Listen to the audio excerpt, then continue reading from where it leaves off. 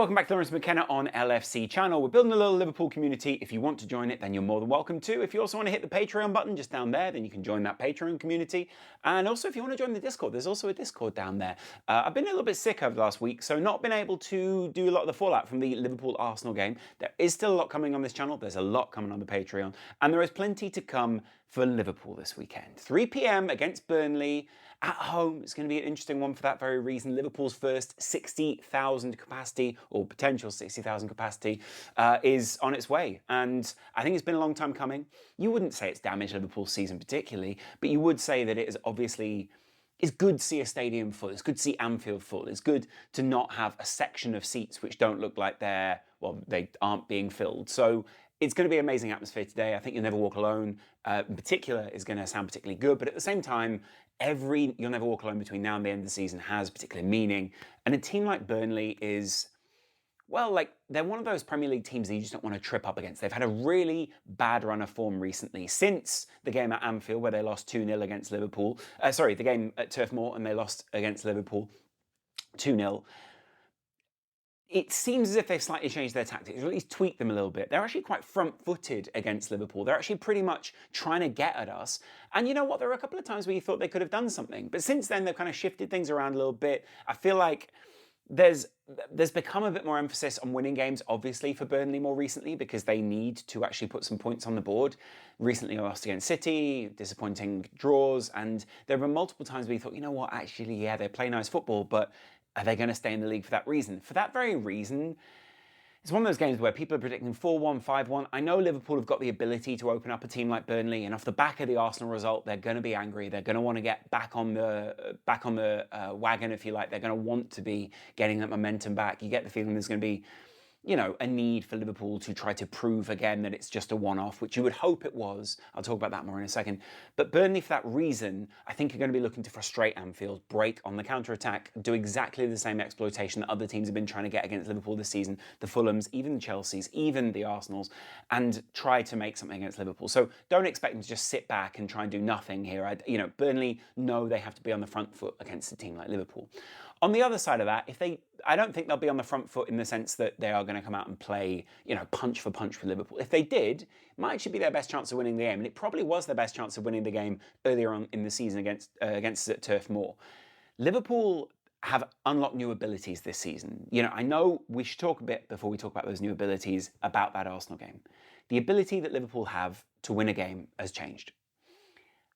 We haven't had to force a game, actually, in quite some time against a team in the league. And when I say force, I mean force like we used to have to do. Control everything, try and get that 1-0, be that side that just absolutely suffocate you. Now what they are, and what we predicted at the start of the season on this channel and on the Laurence McKenna on LFC, just Laurence McKenna channel, was that Liverpool be a lot more free-flowing, a lot more open. Because necessity said they needed to be. They needed to enable Trent Alexander-Arnold to get into the midfield. They needed to enable Robertson or whoever it was at left back to get down that side, be that Tsimikas, who's still injured. But they also needed to make sure that that midfield was on the front foot, getting further down the field, using its pressing, using its pressure, doing the things it was strong at with a McAllister, without a 6 at the time, obviously. Now we've got Wataru Endo back. We might see him back in the side.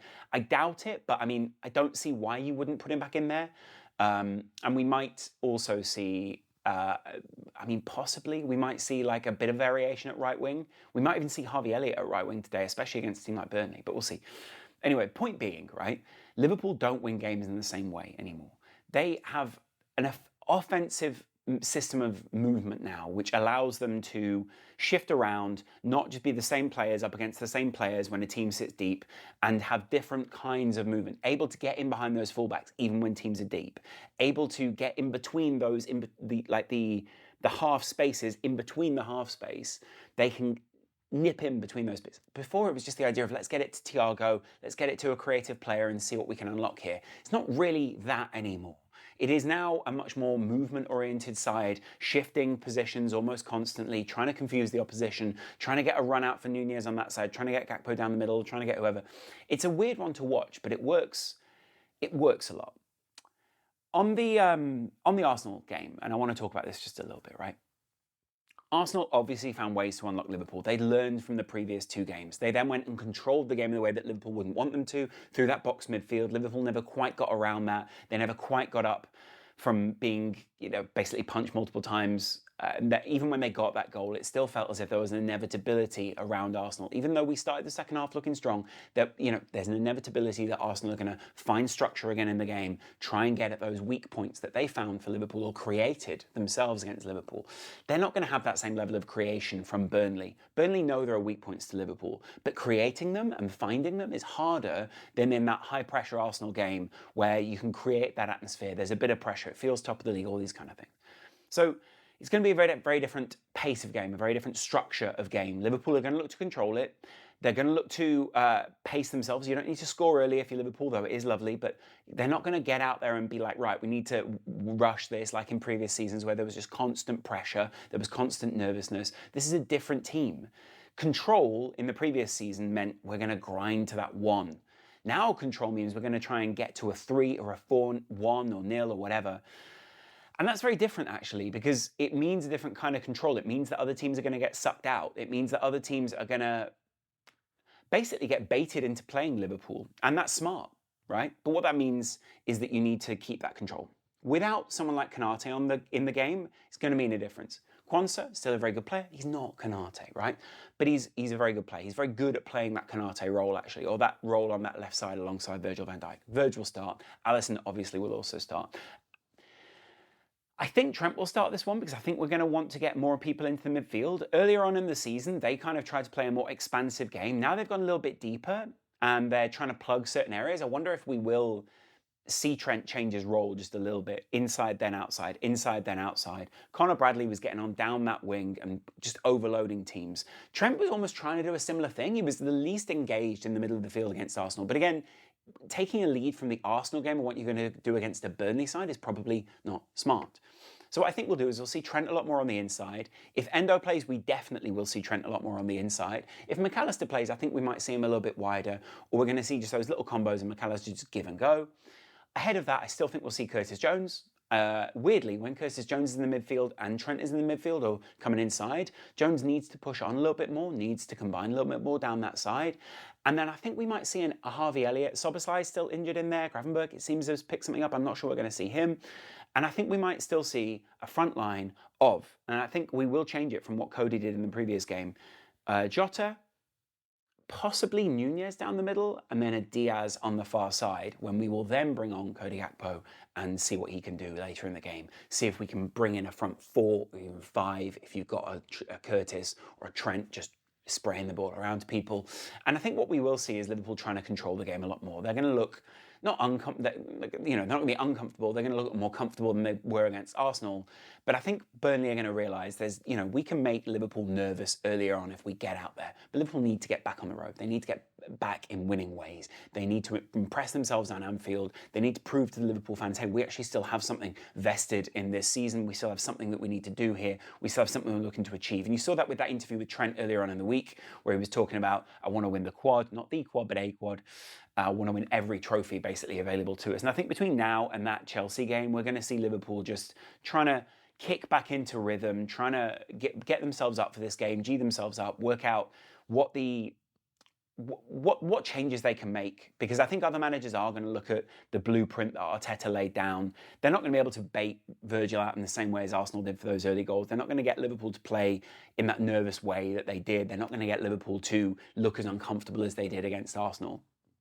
But they are going to go, well, there was weakness down the middle when Liverpool had to come out in that midfield. You're not going to be able to play a box midfield so easily against Liverpool. You're not going to have the same quality that Arsenal had to play that box midfield, the same time and training that Arsenal had, the same Arteta ideas that have been drilled into those players time and time again. And at the same time, I think we are going to see Burnley try and go wide against Liverpool. We are going to see them try and isolate Quansah and Trent. We are going to see them try and isolate whoever plays left back. I still think it should be Joe Gomez for Liverpool. If Andy Robertson can come back into the side, great. But I still think Joe Gomez has been fantastic out there. He's merited playing on that side. He deserves a starting berth down that side. And I also just think he allows whoever it is on that left wing to do a lot more of what they need to do. He's a very solid player. I think he looks quite comfortable in that position, actually. He didn't look comfortable against Arsenal, but he does look very comfortable in all the other games. And I think he's the kind of player who can come recover very quickly. So I'm impressed with Gomez. I really like him down that side. I know he was like shifted around a lot against Arsenal. He didn't really invert against them. He was shifted around, moved from left to right. I think we will see him still start, and I think we should still. If we don't, we should still see him start. You know, Trent and Robbo have been really good starting berths for Liverpool in recent years. They've been solid. You would never have rotated them in or out of the team. When we saw Tsimikas come in, even then it was like Robbo's first, Tsimikas' cover for that. When we saw Conor Bradley, I mean, Conor Bradley was kind of coming in at just the right time when Trent got injured. But then when we saw other players come in who could possibly take that right-hand spot, I think we're still waiting for someone to really put their challenge up to Trent there. I think the next manager might try and unlock it, but I think Klopp's probably going to just go down a similar route. So here's my starting 11. Alisson, Verge, Quansah, Trent, Gomez. I don't think Endo should come back in. I think we start McAllister alongside Curtis, alongside Elliott, alongside Jota, alongside Nunez, alongside Diaz. Let me know your starting 11s down there. We will be in the Discord for the game. If you want to contribute to the Patreon, get this project moving along even quicker, then feel free to do so. It is just a coffee price once a month, or if you want to join the higher level, of course, it's a couple of coffees. We will see you guys here post-game, so come join us for that. And obviously, we'll be there in the Discord, like I said. So come join us, enjoy the game, hopefully, and we'll see you later. Much love, bye.